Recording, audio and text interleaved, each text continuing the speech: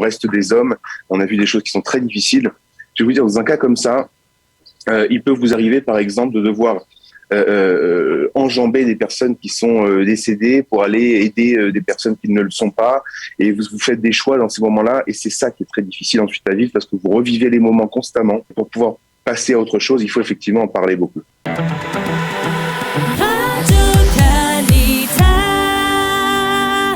Je vous le disais à l'instant, nous sommes en ligne avec Samuel Arroise. Samuel, bonjour, Boker Tov. Boker Tov. Vous êtes le directeur de Ichoud Hatzalah et nous voulions vous parler ce matin parce que, eh bien, c'est Lag BaOmer, mais et normalement, bien entendu, on aurait envie de célébrer cette fête et on va la célébrer, bien entendu, malgré tout. Mais on ne peut pas ne pas revenir sur ce qui s'est passé il y a un an. Et il y a un an, à la même heure, vous réagissiez, vous nous expliquiez ce que vous aviez vu cette nuit-là, puisque vous étiez sur place à Méron. Lag BaOmer de l'an dernier, lorsque cette terrible catastrophe s'est produite sur l'esplanade de la tombe de Rabbi Shimon Bar Yochai. Je voudrais vous demander de revenir un an en arrière, de nous raconter comment vous avez appris ce qui s'est passé, comment vous avez agi pendant ces heures de sauvetage pour essayer de sauver un maximum de personnes de ce couloir de la mort. Alors, écoutez, l'année dernière, ça a été un cauchemar absolu. Je pense que tout le monde l'a vu. Et malheureusement, lorsqu'on est sur place, c'est encore pire. On ne peut pas vraiment imaginer ce que c'est d'avoir des personnes qui hurlent autour de vous, d'avoir des personnes qui s'effondrent. Donc, dans ces cas-là, qu'est-ce qu'on fait? Eh bien, on essaie de trouver les personnes qui ont le plus besoin d'aide. Malheureusement, lorsque vous en avez des dizaines, c'est très, très compliqué. Donc, il y a des choix à faire. C'est d'ailleurs ce qui est très, très difficile. C'est-à-dire, lorsqu'on on était plusieurs dizaines de secouristes, mais voilà, je vais plutôt me diriger vers telle personne qui a l'air d'avoir encore plus besoin que les autres. Donc ça, ce sont des traumatismes. Je peux vous dire que on se prépare, Ichoud Hatzalah. À l'année, on se prépare malheureusement aux catastrophes, aux attentats, aux catastrophes naturelles. Mais réellement, dans la pratique, on n'est jamais 100% prêt à faire face à ce type de situation. Quand je vous dis le mot cauchemar, c'est exactement ça. C'est-à-dire que vous vous retrouvez en quelques secondes au sein d'une cohue absolue et vous devez prendre des choix et essayer d'aider au maximum. Donc on a fait beaucoup de réanimation cardiaque. Vous savez, on a beaucoup parlé des morts, mais il y a eu aussi des gens qui ont été sauvés lors de ces événements et des personnes qui aujourd'hui sont encore en rééducation. Il y a des personnes qui sont encore aujourd'hui blessées, mais il y a des personnes qui s'en sont malgré tout sorties. Alors, comment on réagit sur place? C'est-à-dire, est-ce que on a le temps de mesurer l'importance, l'envergure de ce drame, ou alors on réagit presque instinctivement?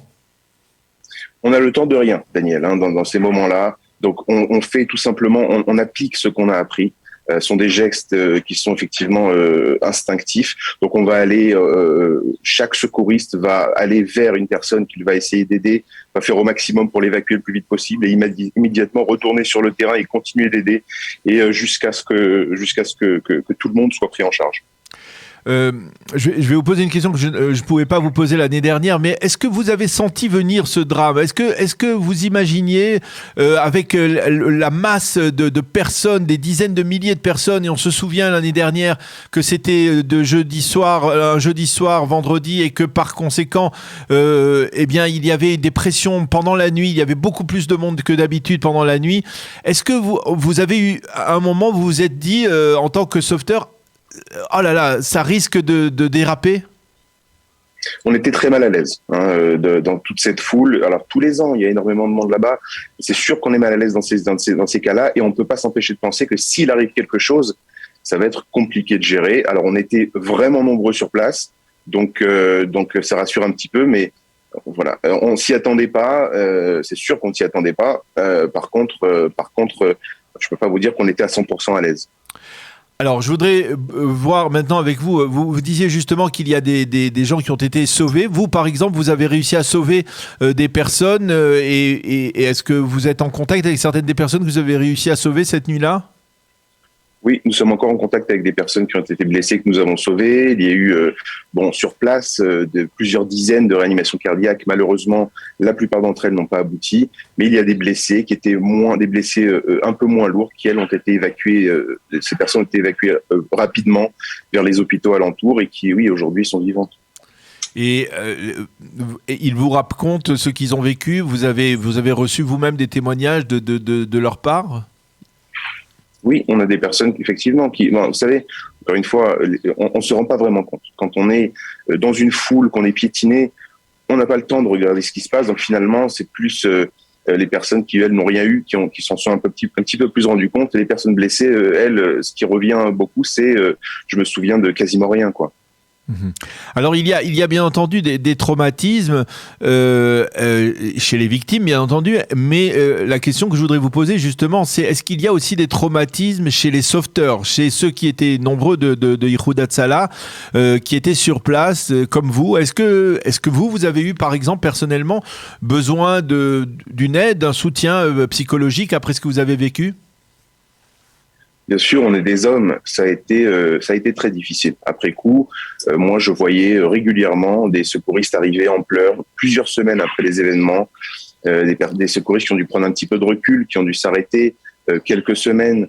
Donc oui, ça a été très dur. Et on voit au quotidien l'utilité de l'unité psychotrauma d'Ihoud Hatzalah, qui est une unité qui sauve des vies psychologiques, j'ai envie de vous dire, hein, qui intervient très rapidement pour apporter un soutien psychologique. Là, il y a une cellule de crise qui a été mise en place. Ça a énormément aidé parce que dans ces cas-là, il faut parler, il faut évacuer. Et voilà, comme je vous disais, on reste des hommes. On a vu des choses qui sont très difficiles. Mais c'est pas tellement le fait d'avoir vu des choses difficiles.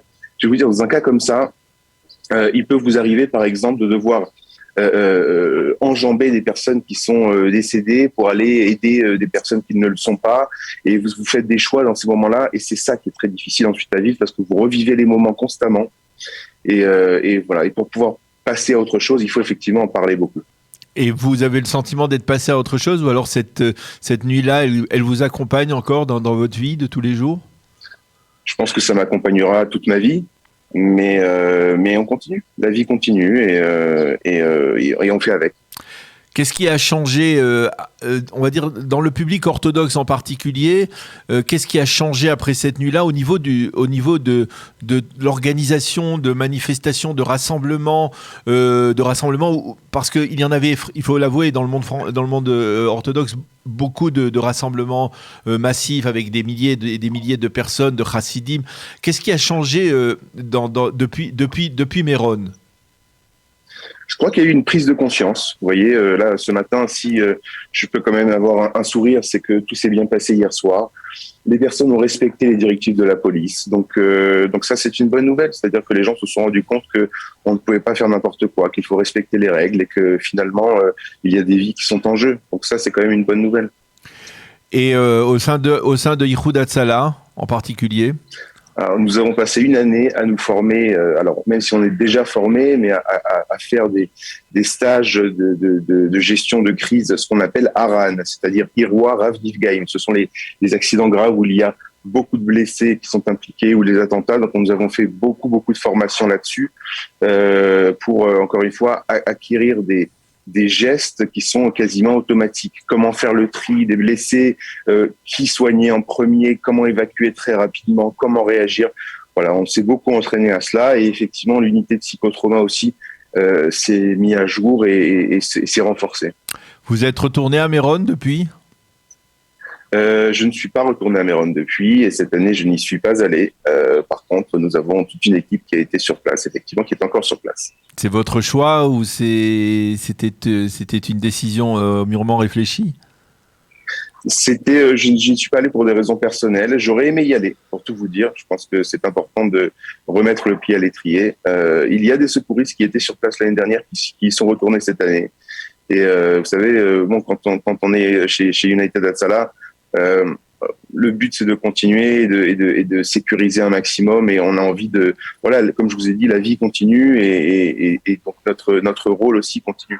Alors justement, votre rôle en tant que vous êtes vous-même le directeur du département francophone de Ihoud Hatzalah, parlez-nous de Ihoud Hatzalah aujourd'hui, de ce que ça représente en termes de sauvetage, de secouristes, de matériel pour la population israélienne. Ihoud Hatzalah en Israël, c'est 6500 secouristes bénévoles qui sont répartis dans tout Israël, qui sont tous équipés d'un sac d'intervention qui contient tout ce qui est inclus dans une ambulance, à l'exception du brancard, qui sont tous formés et qui répond aux alentours de 2000 appels par jour. Donc, c'est-à-dire quasiment un appel toutes les 40 secondes. Donc effectivement, c'est un service qui est extrêmement utile en Israël et est complètement nécessaire.